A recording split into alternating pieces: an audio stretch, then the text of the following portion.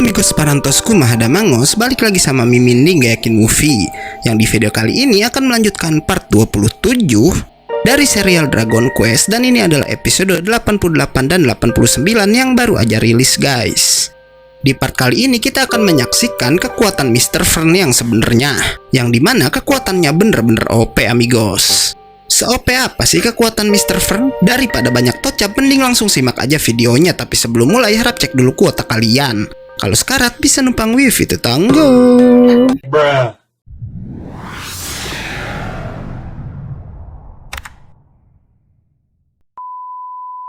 Part ini dimulai dengan Dai yang terlihat bisa mengungguli sang Raja Iblis, hingga terjadi ledakan yang sangat besar.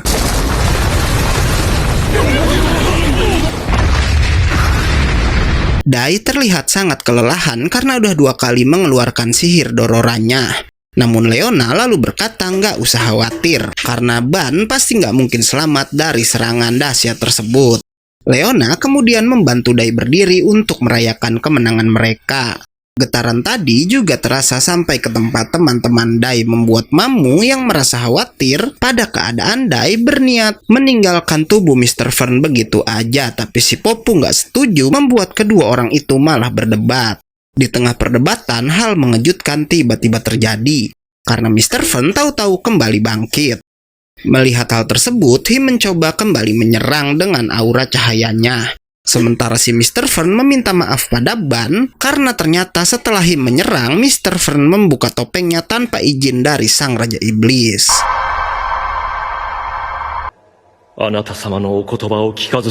Mr. Fern langsung menyerang saat semua orang sedang terkejut melihat dirinya. Walau berhasil menekan semua pahlawan, Mr. Fern terlihat menyesal udah membuka topengnya tanpa izin, yang ia bilang ia bisa aja dieksekusi oleh sang Raja Iblis karena melakukan hal itu. Him kembali bangkit dan mencoba menyerang balik. Namun langkahnya tiba-tiba terhenti karena Him merasakan kebencian luar biasa dari aura yang dikeluarkan si Mr. Fern. Him lalu berkata jika aura kegelapan Mr. Fern lebih kuat saat pria itu memakai topeng.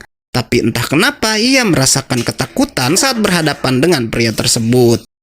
Walau begitu, Him gak gentar dan melancarkan serangan. Namun lengannya malah berhasil diputuskan oleh si Mr. Fern. Larhart lalu mengambil lengan Him yang terputus untuk menyerang Mr. Fern. Namun malah dia yang berhasil dipentalkan oleh kekuatan luar biasa dari si Mr. Fern.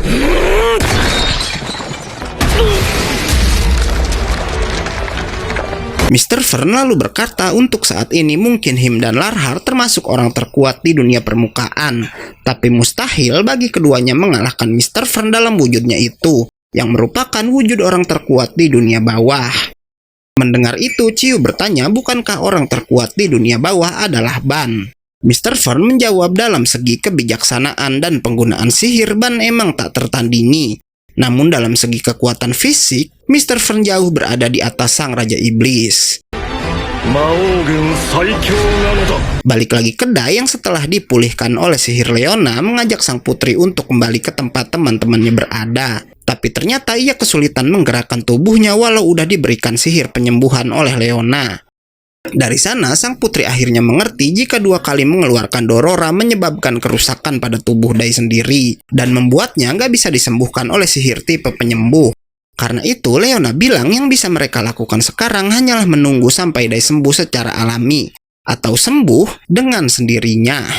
Leona juga berkata Dai nggak usah khawatir karena Mr. Fern pasti bisa dikalahkan oleh Larhart dan yang lainnya. Namun di dalam hatinya, Dai ternyata merasakan perasaan mengerikan yang menandakan sesuatu yang buruk akan segera terjadi. Balik lagi ke White Garden, di mana Popu masih nggak percaya jika Mr. Fern lebih kuat dari Ban. Namun si Mamu bisa merasakan jika yang dikatakan Mr. Fern itu benar, jika ia emang lebih kuat dari Ban. Gak lama, Mr. Fern mulai melangkah mendekati Popu dan yang lainnya. Dan melihat itu, Him meminta Popu menyembuhkannya karena ia ingin bertarung lagi dengan Mr. Fern, dan saat dirinya membuat Mr. Fern sibuk, Popu diminta menembakkan Medora ke arah mereka. Karena nggak ada pilihan lain, Popu pun terpaksa menuruti kemauan Him dan mengembalikan tangan sang bidak yang udah terputus. Melihat itu, Larhart ternyata ingin bertarung bersama sang bidak dan menyerang Mr. Fern bersama-sama.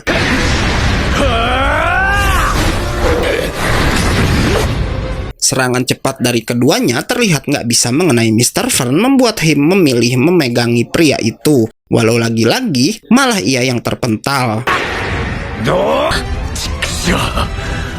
Melihat serangan Him dan Larhart nggak cukup, Kurokodain mengeluarkan jurus pamungkasnya, walau Mr. Fern terlalu kuat, dan malah ia yang berhasil membuat si buaya terhempas. Di tengah pertarungan, Mamu merasa aneh melihat wajah Mr. Fern nggak ada luka goresan sedikit pun. Yang padahal waktu memakai topeng, pria itu harusnya udah babak belur dihajar oleh Senkare Kokennya. Mendengar kata-kata Mamu, Beast menyadari sesuatu dan bilang kalau ia udah menemukan rahasia keabadian dari Mr. Fern. Yang katanya si Mr. Fern itu tubuhnya sebenarnya nggak hidup. Beast lalu berencana berhadapan dengan Mr. Fern, sementara Popu diminta mengeluarkan medroanya. Sebelum bertarung, Beast berkata pada Mr. Fern jika keabadian pria itu didapat dari sebuah sihir bernama Toki no Hiho. Membuat Mr. Fern terkejut, ada orang yang tahu tentang sihir Toki no Hiho tersebut. Pertarungan jarak dekat pun langsung terjadi antara keduanya dan gak diduga Beast berhasil mengenai wajah Mr. Fern.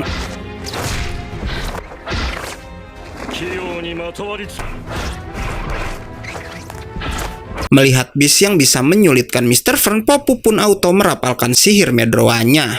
Tapi karena terlalu tegang, kocaknya Popu malah salah merapalkan sihir, guys. Popu lalu berkata jika selama ini selalu Hyunkal dan Dailah yang membereskan musuh mereka. Dan itu membuatnya merasa kali ini beban berat ada di pundaknya karena sekarang semua temannya menaruh harapan di pundak Popu. Mamu mencoba menyemangati si Popu bersamaan dengan Beast yang terkena pukulan telak dari Mr. Fern. Walau anehnya, si Beast terlihat sama sekali nggak terpengaruh oleh pukulan tersebut. Malah dari pukulan itu, Beast bisa merasakan tangan Mr. Fern yang dingin dan membuatnya teringat masa lalu saat dirinya bersama Avan dan teman-temannya melawan Hadlar. Beast lalu menceritakan kejadian 17 tahun lalu di mana waktu itu ia ada di tempat Avan dan teman-temannya sedang berdiskusi tentang cara mengalahkan Hadlar. Avan membahas tentang sihir Toki yang katanya bisa membekukan waktu dan tubuh seseorang. Dan jika orang yang terkena sihir itu, maka tubuhnya nggak akan bisa bergerak dan kebal terhadap serangan apapun. Dan ia bermaksud menyegel Hadlar dengan kekuatan sihir tersebut. Walau resikonya orang yang menggunakan sihir itu akan membeku juga dan kehilangan fungsi biologis dari tubuhnya. Dan hari itu adalah kesempatan yang tepat untuk mereka menggunakan sihir Toki. Karena sihirnya hanya bisa digunakan saat gerhana matahari. Di mana waktu itu Avan berkata gerhana matahari akan segera muncul. Anehnya, Avan lalu berkata jika ia nggak bisa mengajak Roka dan Leira untuk ikut bertarung dengannya. Yang tentu membuat Roka marah pada sahabatnya tersebut. Terlebih, Avan akan mengorbankan dirinya sendiri untuk menyegel Hadlar. Karena itu, Avan pun terpaksa membuat Roka pingsan dan ia lalu memberitahu Leira alasannya nggak mau mengajak mereka. Karena ternyata Avan tahu saat itu Leira sedang mengandung si Mamu. Dan tentu ia nggak mau membahayakan kedua sahabatnya itu. Avan pun akhirnya pergi ke medan pertempuran hanya dengan ditemani oleh Matorifu dan Brokena aka si Beast. Avan lalu meminta Brokena mengalihkan perhatian Hadlar sementara ia akan merapalkan sihir Tokinya. Nggak lama mereka pun sampai di tempat Hadlar dan banyak prajuritnya yang udah berkumpul. Pertarungan pun dimulai. Matorifu menghadapi semua prajurit iblis sementara Brokena mengulur waktu si Hadlar. Bersamaan dengan itu, gerhana matahari pun terjadi dan Avan memulai sihir Tokinya. Hadlar terkena sihir itu walau kemudian keduanya sama-sama menjadi patung es. Walau Brokena bilang keduanya hanya membeku dalam jangka waktu lebih dari 1 tahun aja. Mendengar itu, Popu bertanya kalau emang Mr. Fern memakai sihir Toki untuk jadi kebal, harusnya ia nggak bisa menggerakkan tubuhnya yang membeku. Dan di sini Beast juga nggak tahu bagaimana caranya pria itu bisa lepas dari proses pembekuan dan hanya mengambil kekebalan dari sihir Toki yang dirapalkan pada tubuhnya. Dengan sombong, Mr. Fern lalu berkata jika ia bisa bergerak setelah memakai sihir Toki dan itu menandakan jika dirinya nggak terkalahkan.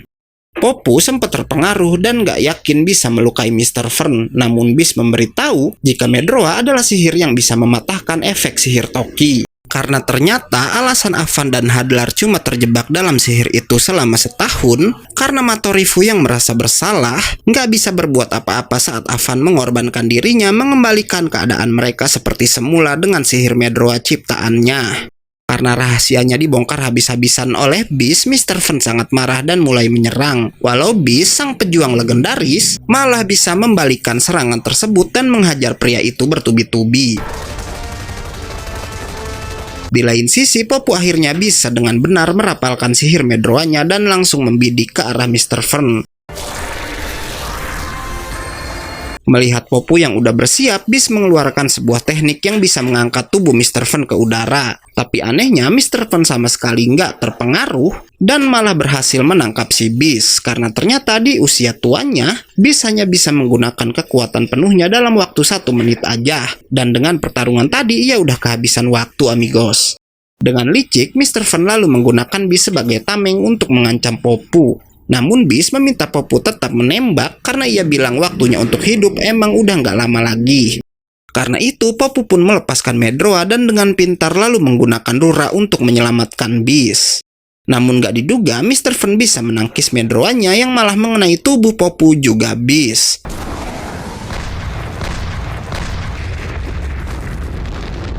Popu dan Beast pun akhirnya terlihat lenyap dari tempat itu dan part ini pun selesai.